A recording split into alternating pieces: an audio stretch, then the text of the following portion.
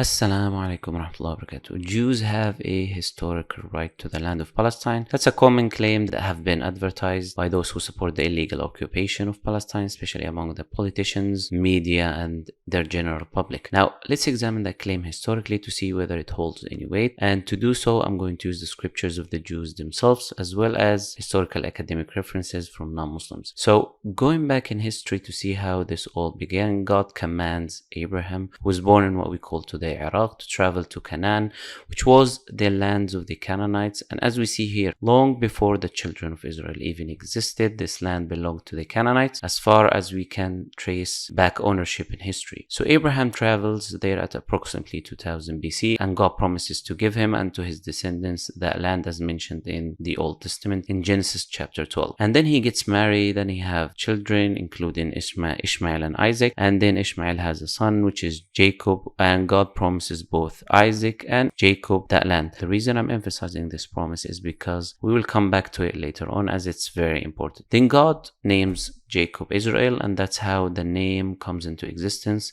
Then Jacob begets 12 sons, and the famous story between Joseph and his brothers takes place, and Joseph becomes a person of authority in Egypt. Soon after, a drought takes place in Palestine, so the children of Jacob go to Egypt to seek help. Then they find Joseph, who tells them to bring Jacob and all the Israelites and move to Egypt for a better life and to escape the drought that was happening in Palestine. Till here we see that Abraham was a stranger in the land of Palestine, and all his descendants, including Isaac and Jacob, were also strangers in the land, in this land of the native people of the Canaanites.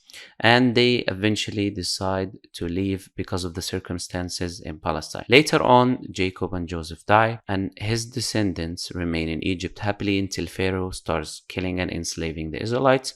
And there God sends them Moses, who, as the story goes, take them out from Egypt at approximately 1446 BC and makes his way back to Palestine, again the land of the Canaanites. And on his way, on what is known today as Mount Sinai, we see the beginning of what is known today as the Jewish religion, as Moses received tablets and commandments from God. But the Jews, they disobey Moses and they disobey the commandments of God, and they start worshipping the calf. Therefore, God punishes them and ordains that they will be lost in the land for 40 years, so that corrupt generation dies and a new generation replaces it.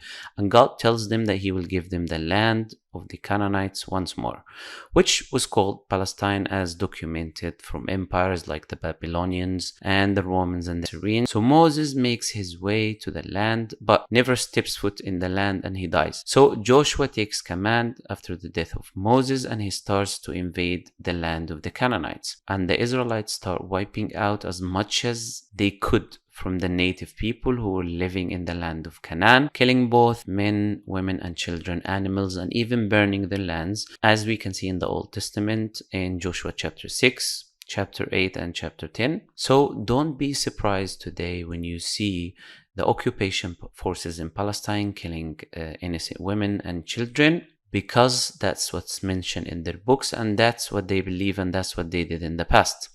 After that, Joshua gets old, so God commands him to divide the land amongst his 12 tribes, and at approximately 1356 BC, including the lands that they have not yet occupied or were able to take by force. So each tribe can fight for the part of the land that is promised for them. And then God commands them to slaughter everyone who lives in the promised land, and everyone who lives far from the promised land, they can slaughter the men and take the women and the bounties of the land for them, as mentioned in Deuteronomy chapter 20. Then God also promises them that he will kick the people out of that land, and he will deliver the kings of that land to their hands, so they can kill them and remove their names from history, in order for them to fabricate history as if these nations and these kings never existed. And no, I'm not making this up. This is actually what the Old Testament says. Then Judah fights and takes over Orushalim, as was named by the Canaanites, and the rest of the sons and the tribes of Jacob fight for their alleged promised parts of the land, but they were weaker than Judah, so they couldn't kill the natives that live in these other parts of the land like Judah did, and they end up forcing tribute on them. Yes, tribute, jizya, that they always complain about when they talk to Muslims. Anyways, as Judges chapter 1 mentions, they had to keep the natives in the land eventually. They couldn't kick them out. And after that, we have the first actual occupation of the land of Palestine at the hands of King Saul, who unites the 12 tribes and makes a kingdom for them at approximately 1051 BC. Then after him, King David comes and King Solomon as well, and he builds the temple for them. But then after the death of King Solomon, the corruption spreads in the land by the Israelites and disbelief starts. At that time, the land was divided into two parts, the Empire of Judah and the Empire of Israel. And the Assyrians invade the land. They took over the whole empire of Israel as well as Egypt. Then the Assyrian Empire started exiling the Jews from the land to what we call today Iraq. After that, and at approximately 612 BC, the Babylonian Empire took the land, and they also took the Empire of Judah, which was the part of the land that was left.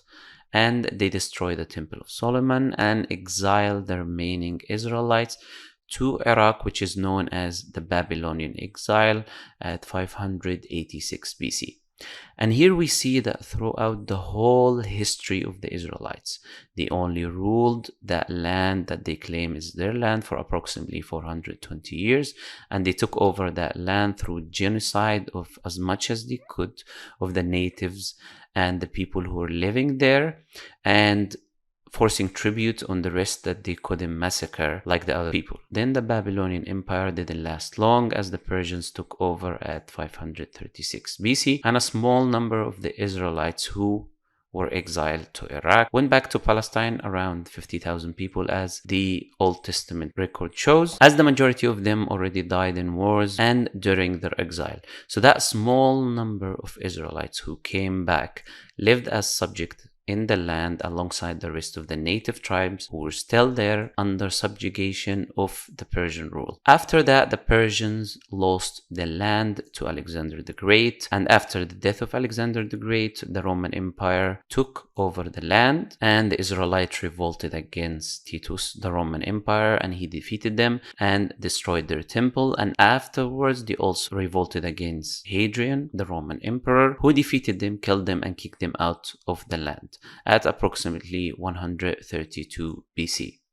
And from that date onwards, the Jews had no presence in the land of Palestine until the Muslims fought them and took the land from them at approximately 336 AD by Umar ibn Khattab, the second Caliphate of Islam, and it stayed under the Muslims until 1917 AD. It didn't get out of the position of the Muslims except at 1099 AD, where it fell under the hand of the Crusade, 80 years until Salahuddin took the land back from them. So if anyone has the right to the land because of previous rulership, it would be the Muslims who ruled the land for approximately 1,300 years, in contrast to the Israelites who only ruled for around 420 years. And if anyone has the right to the land from a historical point of view, it would be the Canaanites, who were a group of people who came from the land of Arabia 6,000 years ago, before any Jewish person ever existed, and settled in the land. And many of their descendants became Muslims during Muslim rule, and Palestinians today are from the descendants of the Canaanites, as the historical record shows. Ilian Beatty says in her book, Arabs and Jews in the Land of Canaan, the Arab invaders of the land of Canaan during 700 AD made Muslim converts of the natives, settled down as residents, and intermarried with them, with the result that they are now completely Arabized, and we cannot tell where the Canaanites leave off and the Arabs begin. So whether it's a historical right because of ruralship or because of historical presence in Palestine, Palestinians have right to that land. And in the end of the 19th century, the Zionist political movement comes to surface through the lead of people like the Austrian journalist Herzl, and his movement aims to achieve three goals. The first is calling the Jews to return to the land of Palestine, rebuilding the Temple of Solomon, and establishing the State of Israel. So the first thing that movement did is to organize immigration movements of Jewish population from Europe to the land of Palestine. And the number of Jews who lived in Palestine at 1882 AD did not exceed 3% of the overall population.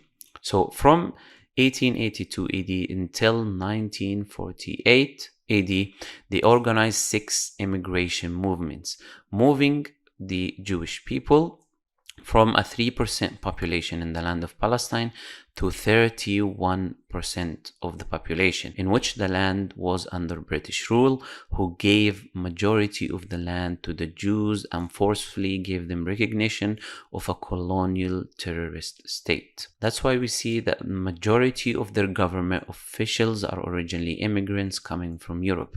So there is no doubt that Zionists have no claim to the land of Palestine, whether that be politically, religiously, or historically, and they are a group of terrorists occupying a land that isn't theirs by force. And that will remain a historical fact, no matter how hard their media tries to change it. And if you are a supporter of their terrorist state killing children, women, and innocent civilians just because their book tells them so, then in reality you are supporting every terrorist group that ever existed in history. Why? Because they make the exact same claim. The Crusades made that claim. ISIS makes that claim, that they're killing these people because their book tells them so. So if you're supporting the Zionists, you might as well support these other people. And you shouldn't have any issue if someone one day knocks on your door holding a grenade and telling you to leave the house just because his book tells him that you should leave the house. And you should happily give him your house and move and all your family outside, since you believe in that. Now, the truth will remain that they are an occupying colonial terrorist so-called state, and they have no right to that land, indigenous or otherwise. عشيرتي جميعكم حتى ابنتي لا أغني عنكم فاعبدوا إلهكم ووحدوا. إذا أعجبك الفيديو لا تنسى الإعجاب والتعليق، ولكي يصلك كل جديد اشترك الآن.